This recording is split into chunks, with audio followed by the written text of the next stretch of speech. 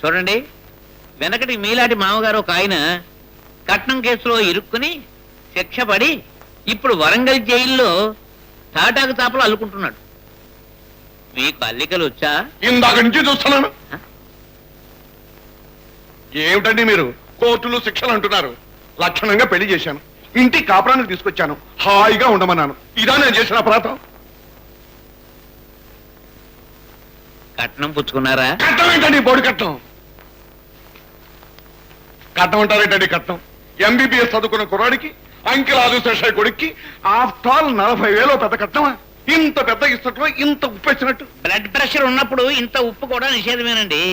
కట్నం పేరుతో గడ్డిపరక తీసుకున్నా చట్టరీత్యా నేరమే. మీరు పుచ్చుకున్నారా లేదా అన్నదే నా పాయింట్.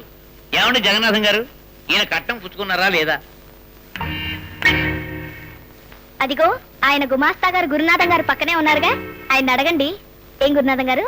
అక్కడికి మిగతా 1,60,000కి ప్రామిసరీ నోట్ రాసి ఇవ్వకపోయినా ఒప్పుకున్నారు కదమ్మా. అంతకన్నా ఏం చేయగలరు పాపం మా అయ్యగారు లాయర్ గారు. కట్నం నీకు పొందా? అదేదో వాడు బహుమానంగా ఇచ్చింది, కాదలేకపోయాం.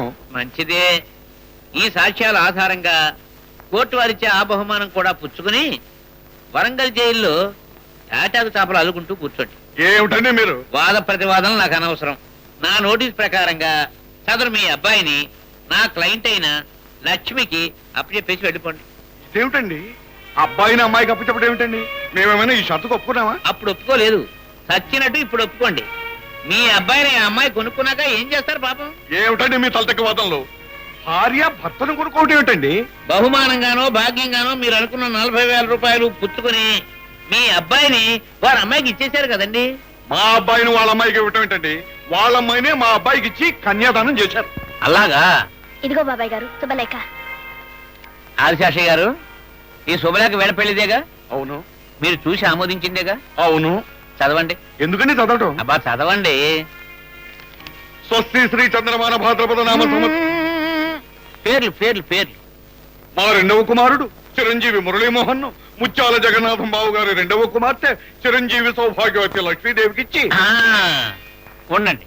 మురళీమోహన్ ను లక్ష్మీదేవికి ఇచ్చి. అది అంటే మీ అబ్బాయిని వారమ్మాయికి ఇచ్చి, అంతేగాని వారమ్మాయిని మీ అబ్బాయికి ఇచ్చి మాత్రం కాదు కదా. ఓహో అదే సంగతి. సరే, ఎవరెవరికిచ్చో నేను తెలుస్తాను.